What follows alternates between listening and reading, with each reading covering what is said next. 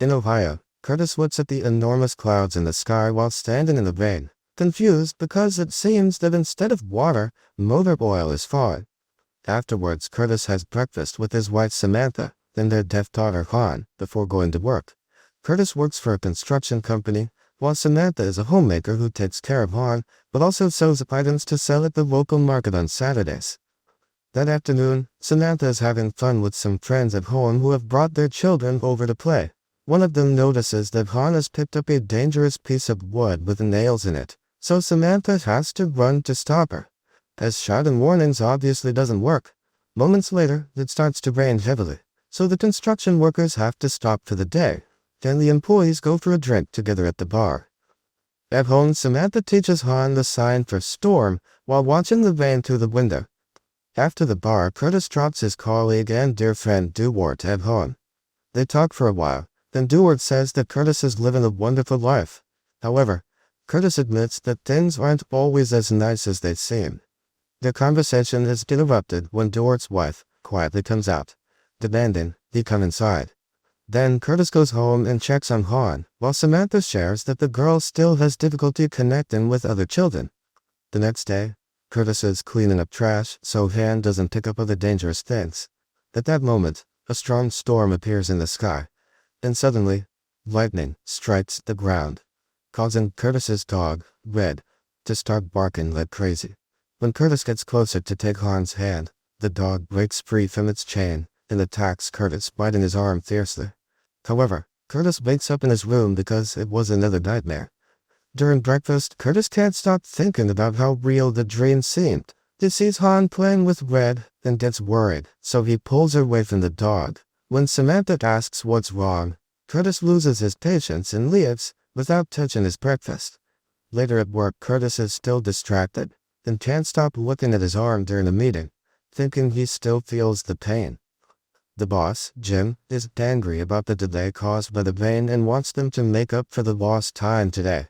On the way to the site, Curtis asks Duwart to help him pick up some extra supplies first. Later, Curtis takes a break and sees a flock of black birds in the sky flying in strange patterns. He asks Duwart if it seemed strange to him, but Duwart didn't see anything. Due to the overtime spent catching up on work, Curtis arrives late to the parent-teacher meeting at Han's school. He is also covered in mud because he couldn't take a shower. They learn more about sign language, which is essential for their daughter, and which Curtis needs to practice more. Since he doesn't spend as much time with Han as Samantha does, he still doesn't know enough words. Sometime later, it's raining again, and Curtis rushes to get into the car with his daughter. The rain makes it hard to see, and they end up crashing. Curtis's head is bleeding, but Han is fine. At that moment, men appear outside the car and start breaking the windows. One holds Curtis while the other pulls the girl out. Suddenly, Curtis wakes up screaming, realizing it was another dream. He then goes downstairs, looking quite sick. Samantha notices and gets worried, but Curtis promises it's just a cold and tells her to go to the market with Han. While Samantha sells her products and argues with customers over prices, Curtis takes the extra supplies he got from work and builds a fence around the doghouse, enclosing Red in it and apologizing to the poor dog. He should be working on cleaning up the trash, but gets distracted by a door leading to a storm shelter. Curtis looks for the key in an old jar and manages to open it. He then descends to consider a new idea. Later that night, Samantha puts away the money she earned at the market along with their vacation savings. She asks Curtis why Red is outside now, but Curtis gives her a vague answer. Samantha tries again, but Curtis ignores her to listen to the news, where they are talking about a gas leak that affected a small family. This fuels Curtis's paranoia. The next day, Curtis finds Han looking at the storm through the window. When he approaches, he is startled to see a man outside looking at them. Curtis immediately grabs Han in his arms and runs to hide, as the man starts trying to open the door. Suddenly, the whole building begins to shake, and all the objects in the living room levitate while Curtis has difficulty breathing. Then, everything thaws, and Curtis gasps as he wakes up from another nightmare.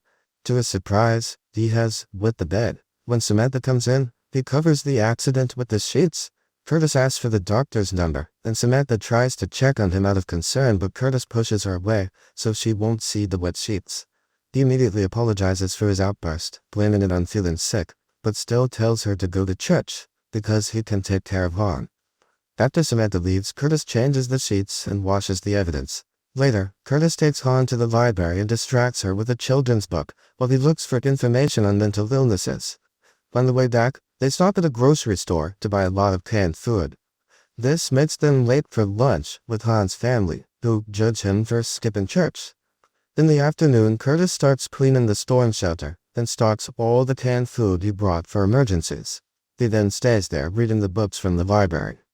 Sometime later, Curtis finally manages to see a doctor and explains that he's been having trouble sleeping for 4 days. At first, the doctor thinks it's no big deal, but Curtis also tells him about the nightmares, admitting that he wet the bed and that he still feels the pain from the dog bite. The doctor agrees to give him medication for a few days and tells him to see a psychiatrist in Columbus. Meanwhile, Samantha visits the insurance agency to ask about the operation to restore Han's hearing. Fortunately, her request is approved, and all expenses will be covered because Curtis's job offers a very good policy. At the same time, Curtis goes to the pharmacy to pick up his medication and is surprised to learn that he doesn't have to pay much thanks to his insurance. That night, the family has a wonderful dinner together as they celebrate the good news. But Curtis doesn't tell them about the medication. As he gets ready for bed, Samantha is already making plans for the vacation since they no longer have to worry about the money. Curtis takes the medication secretly in the bathroom. The next morning, Curtis wakes up feeling well-rested, and Samantha notices he also looks healthier. However, at work, Curtis is still talking with DeWard about the right amount of food for a shelter. Suddenly, they start hearing thunder in the sky, although it's still clear. He asks DeWard, but he doesn't hear anything. Then, Curtis panics and runs to a dumpster to vomit, fighting a panic attack. Curtis leaves work and starts having trouble breathing while driving, so he stops the car to regain control. When he finally calms down, he notices a place that sells shipping containers, then buys one to expand the shelter. Moments later, Curtis visits his mother, who is acting strangely because she is heavily medicated. It is revealed that she developed paranoid schizophrenia at the same age Curtis is now. He is worried that the same thing is happening to him and tries to ask her some questions, but she doesn't remember much from those stressful years. Then, Curtis calls his doctor to explain that he can't drive to Columbus to see a psychiatrist, so he asks for an alternative. That night, he calculates how much it would cost to transform the shelter into a complete bunker. The next morning, he goes to the bank and applies for a home improvement loan without telling his wife and ignoring people's warnings. Later at work, Curtis asks DeWard for help because he wants to take some equipment from work to build his bunker. This is against the rules, but DeWard agrees to help him. Worried, DeWard also asks if Curtis is okay, and Curtis assures him that he is. After work, Curtis goes to see a local counselor, then lays out all his theories based on the research he's done. The woman explains that she is just a counselor, so she can't diagnose him or prescribe anything, but they can talk, so she can guide him through his crisis. Curtis starts talking about his mother, who one day left the family, and his father had to raise him and his brother. Later, she was found eating trash from a dumpster, and they had to commit her to a state hospital. Curtis also begins to talk about his dreams. That night, the family goes to another school meeting.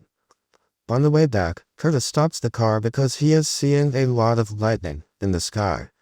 However, his family is still asleep, and no other driver reacts, which makes him worry more about his mental health. On Saturday, while Samantha and Han are at the market, Curtis and DeWard start working on the shelter. When Samantha arrives and sees everything, she gets upset and starts an argument. Samantha becomes even more furious when she hears that Curtis took out a loan and screams, demanding an explanation for all his strange decisions lately, like locking up Red. However, Curtis says there's nothing to explain and leaves the room to check on Han while Samantha has a breakdown. That night, Curtis takes more medication than he should. In the middle of the night, Samantha wakes up to find Curtis having a seizure and bleeding beside her. She immediately calls an ambulance, ignoring Curtis when he says it's not necessary. Moments after the paramedics leave, Curtis finally tells Samantha everything. He swears he is going to the counselor frequently because he doesn't want to leave his family as his mother did. The next day, Curtis and Samantha take Han to the hospital for a checkup, and her surgery is scheduled for 6 weeks later. At work, Curtis goes to see his boss and asks for DeWard to be removed from his team because he doesn't want to give orders to his best friend. Jim finds this strange but agrees, before pointing out that Curtis has missed a lot of work. Curtis explains it's due to Han's doctor visits, but Jim gives him a warning. After work, Curtis goes to a store to buy gas masks, which turn out to be very expensive. Meanwhile, Dewart's wife tells Samantha about the rumors regarding Curtis's behavior. But Samantha gets defensive and swears they are fine. Sometime later, Curtis is working on the shelter when his brother Kyle shows up, worried about the strange things he heard from Samantha. Kyle is concerned about Curtis's health, but Curtis insists he's fine and tells Kyle to visit their mother. It's clear the brothers have a somewhat strange relationship. Before leaving, Curtis remembers he was looking for a dog and asks Kyle to take Red. On a rainy afternoon, Curtis enters the kitchen and finds Samantha soaked from the rain. They look at each other for a moment before she considers picking up a knife. However, this is another drain. During breakfast, Curtis can't shake the strange feeling from the drain. Then when Samantha tries to touch his hand, he pulls it away. At that moment, they notice Jim waiting outside. Curtis runs to meet him and hears horrible news. Jim found out about the equipment Curtis took and lied about, and he fires him, leaving him with only 2 more weeks of health insurance. Dewart was also suspended without pay for 2 weeks for helping Curtis. When Curtis tells Samantha the news, she slaps him before leaving the room with Han. Later, Curtis goes to see his counselor and finds out she has been transferred, and there is a new counselor.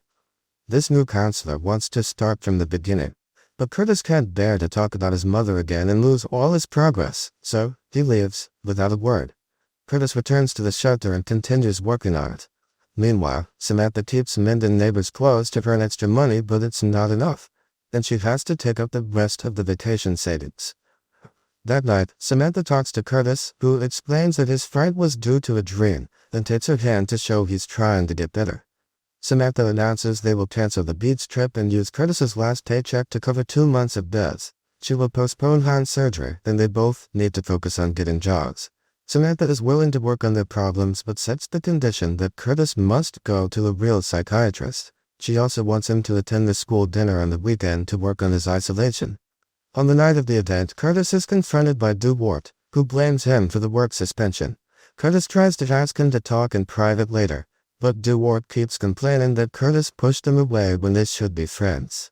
Dewart even pushes and hits Curtis, who responds with a kick. Finally, Curtis explodes and throws a table to the ground, announcing that a devastating storm is coming, and that no one is prepared for it. He then has a breakdown, then Samantha takes the opportunity to take him home.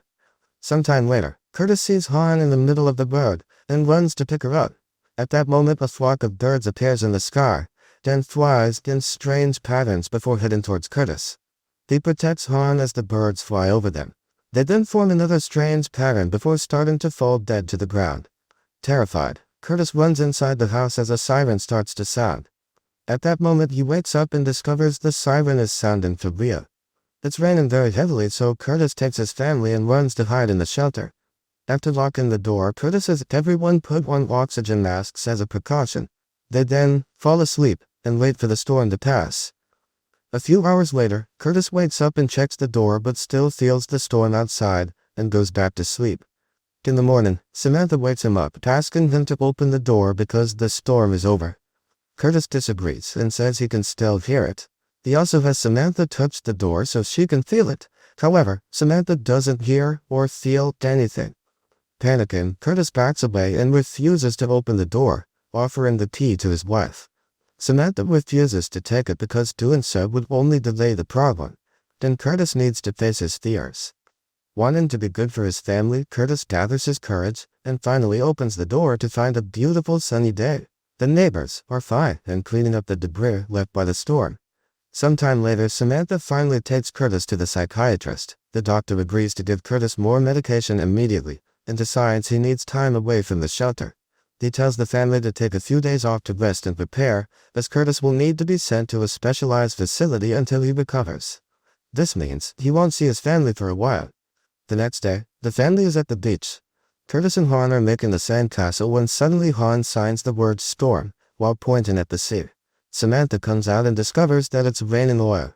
At that moment, the whole family sees a huge dark storm approaching in the distance, and Curtis turns to Samantha, who nods to confirm that she is seeing it too, leaving in doubt whether his dreams were a premonition or if his mental illness has also affected his wife. If you want interesting movie recaps, like, share, and subscribe to follow us for more movie recaps.